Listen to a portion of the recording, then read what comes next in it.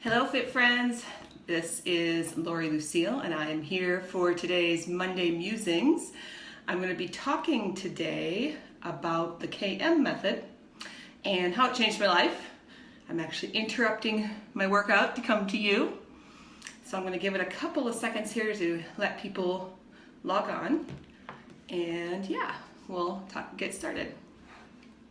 Okay. Well, hello everyone. I'm Lori Lucille. I am a personal trainer, nutrition coach, and co-owner of Snap Fitness here in Platteville.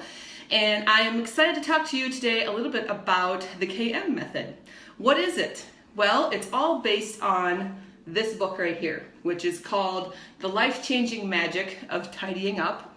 It's the Japanese art of decluttering and organizing, and it's by Marie Kondo. And she names this method the KM method or the KonMari method.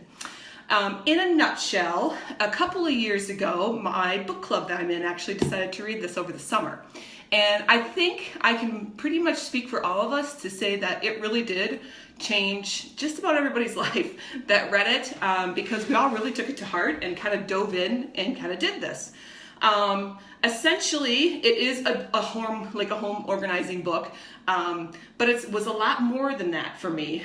And it really came down to how it helped me clear out my clutter so that I can focus on the things that are really important to me.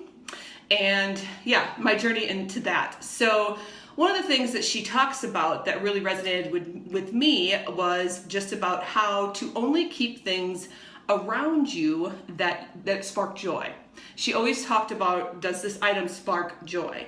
And the interesting thing about, as I dove into this and started really looking at items, because she has a method for going through it, and I do really encourage you to grab the book. It's at the library, and read it. And she has a method of tackling different areas. One of the first ones that you tackle, let's say, for example, is like clothes. And it's because it's most people, it's very non-sentimental. It's pretty easy to go through that. But one thing that struck me about this, and I'll give the clothes as a really good example, is that I was really struck as I started going through all the different areas of how many items that I had that not only didn't spark joy, but actually caused me anxiety and made me feel bad about myself. I couldn't believe it. And I think this most resonated with me in my closet. I think I'm not alone when I say that most, at least women in general, I can't speak for men, but it's probably true because men probably never, I don't know if they go through their closets much. Most people have anywhere from 2 to 3 sizes in their closet. And you might keep certain things because maybe they are a little sentimental. Maybe it's your first race t-shirt, like from your first 5K and those types of things. I'm not really talking about those things.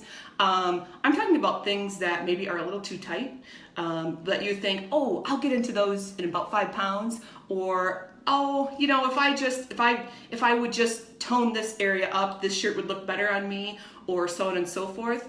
And it struck me that I was like, I keep these things, I pull them out and I put them on, and it immediately makes me feel bad because they don't fit how I expect them to be. And in this day and age, there is literally clothes made for everyone. It isn't like we have to have our clothes custom made or whatever, which would be wonderful, wouldn't it? Because it would fit you automatically. But there's clothes for everyone. And it's interesting how I was keeping and holding on to these things that just made me feel bad. And I was like, this is crazy. Why am I doing this to myself? And I tell you, I'm embarrassed to say that I had no less than 6 garbage bags full of clothes that I cleaned out of my closet that either I didn't care for, were out of style, but more importantly, that made me feel bad, didn't fit, just were horrible. And I was like, took so many clothes to Goodwill, and then you're probably thinking, oh my God, 6 bags of clothes, what were you left with?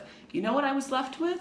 Things that sparked joy. Things that when I put them on, they felt good, they made me feel good, they made me feel really confident, and it struck me how many times then as I went through the rest of my house, because you do kind of have a systematic way of going through your house and applying this method to other things, let's say for your kitchen, and so on and so forth, how many times that I went through and I was keeping and holding on to things that weren't adding anything to my life.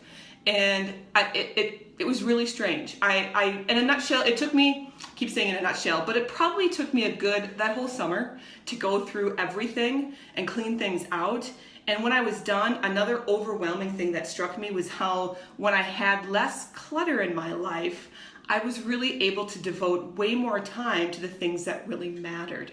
Things like reading more, connecting with friends and spending more time with them, my nutrition and my fitness goals. I had more time to do that because I wasn't constantly, wading through things and taking all this time and making all these silly little decisions, I want to go back to the clothes things too, when I got rid of all those clothes that made me feel bad about myself. The flip side of that is every time I put clothes on, then I felt really good and I felt really confident. So I'm going to tell you, seriously, life-changing magic, it really was the life-changing magic. It automatically boosted my confidence in the things that I had. And I think it's scary for a lot of people. We keep things for different reasons, whether we grew up and we didn't have a lot, or you work everyone works really hard for what they have, but it was interesting that as the more I got rid of, the less I really wanted things. And it really made me focus, like I said, on the things that really mattered to me. It also made me, when I didn't have as many things, really appreciate what I had. And I think that's another big thing is, they talk about how you can apply this method with your kids and doing things like that, where, they have your kids go in and pick out 5 toys that are your favorite and let's give the rest away, so on and so forth. But it was really, really interesting to me that those were some of the repercussions of that. Okay, let me get back on track here. Oh, one thing else I thought of too when I was going through my closet, and in particular my kitchen, is I got rid of a lot of cheap disposable things. Like, I don't know how many of you buy things because they're on sale and really no other reason, just because they're on sale. And as I started getting rid of those types of things and keeping the things that were really nice and had value to me, or that made my life easier, or so on and so forth, that I just really sparked joy, that I didn't want those cheap disposable things. And it also hit me as I'm doing this, is I'm like, I don't consider myself a cheap disposable person, so why do I surround myself with cheap disposable things?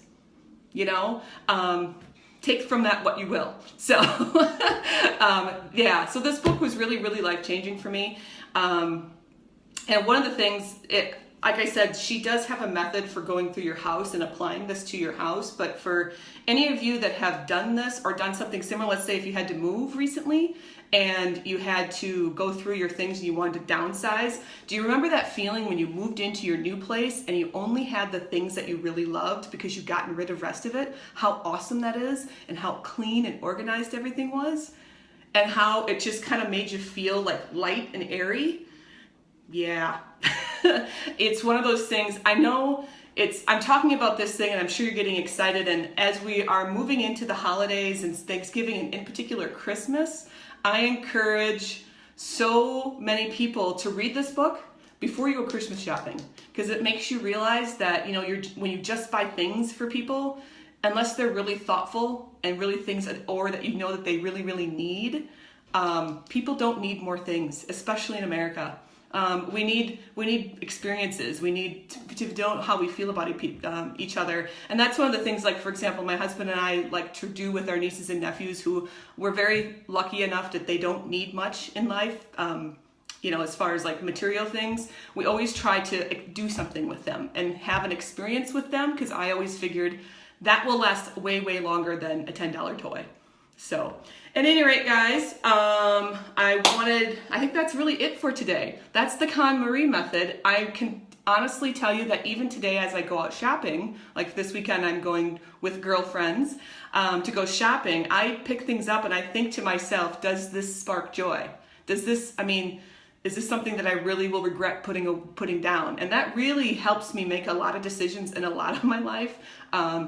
you know, it isn't always quite that simple. Does this spark joy? Sometimes you just have to buy things because they're very practical and very necessary, and it might make your life a lot easier, so on and so forth. And that's okay too for that reasoning. She does talk about some things that are very, you know, they're not sentimental. I mean, things like papers and things, all of that. I mean, just getting a way to get those organized and making your life easier does really help in the long run. So again, as we go into the holidays, which can be a very crazy time, this might be a little bit of an oasis. Get this book. And I'm not being paid or anything to promote this. I just really, really believe in this a lot. And it's how I try to live my life going forward. Is my husband and I both have kind of made a conscious effort that we don't care about a lot of things in our life, but we want to have a lot of experiences, and we want to spend time with our friends and family. So yeah, let me know what you think about this. Make some comments. Oh, and I do want to say that the first person that I hear that sends me a picture of this book, them in this book,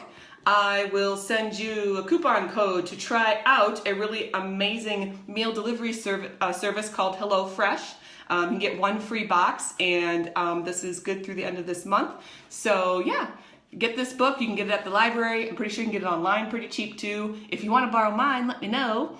But I do want it back because I love it. And yeah, and I'll give this away to the first person who sends me a picture of them in this book. So thanks all. I hope you have a really great Monday, and let me know if you have any suggestions for future Monday musings. I am going to go get back to my workout. See you, everyone.